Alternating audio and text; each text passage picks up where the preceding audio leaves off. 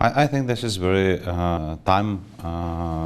very good in time initiative for China, but also for the world, because the world is becoming more and more interdependent, more and more connected. So we need some mechanisms, we need some ways how we can communicate, how we can put together people, how we can exchange more quickly and more efficiently our goods. So we very much welcome this initiative.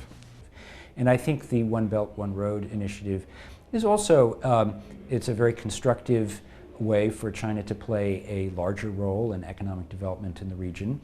And again, I think it is being proposed in a way that implies that there is a cooperation between China and its investment and trade partners, and it's not simply China going out and making decisions for other people. So I think both of them are quite positive initiatives, should be very constructive for the region. You know, it's very interesting to see the forward thinkingness that went into conceiving this plan, the One Belt, One Road. We certainly look at it from the Israeli perspective. We follow closely the lines and see how they lead to our part of the world and indeed converge almost in Israel. It's one of the reasons why we have interest in this program, and we find it one of potential of regional cooperation, which we strongly support, as well as a potential for closer cooperation between us and China. So I think that we look forward in the coming months and years to discuss better with China how we can be part of this and how we can help and make this vision a reality. As far as the Belt and Road concept that has been presented by President Xi Jinping and the Prime Minister Li Keqiang, we consider very important projects. It's very interesting project. It's still a very rather general concept, which is open for different interpretation. It's open for different specific projects within this concept, but it gives a good basis for changing the nature of cooperation. And with policies that are in the direction that China has taken in the 11th, 12th, and 12th fifth-year plans, and the kind of policy direction that was undertaken in the third plenum, that is innovation, inclusiveness, environmental integrity. If those countries really are supported to be integrated into the global economy with that same type of policy direction, what China is doing is of immense transformational potential.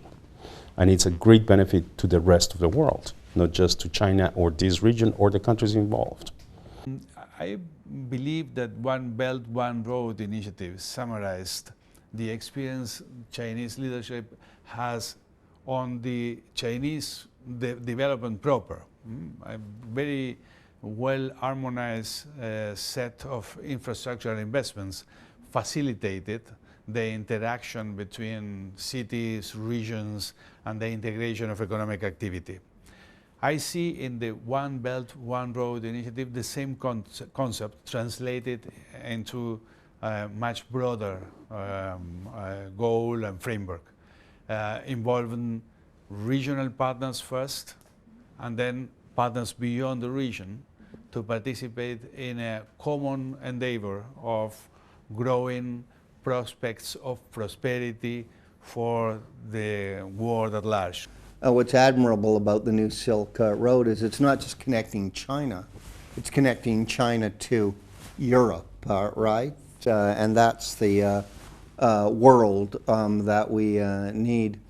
But we need that new Silk Road not to be like the ones in the 19th century where the locomotives along the tracks burned coal. We need it to be a clean, green Silk Road. So I think what we need President Xi to do is take two of his great concepts, the Silk Belt and Road, and put it together with his other one, an ecological civilization. And then I think that will be a powerful, practical symbol of how the world as a whole needs to go as the 21st century unfolds.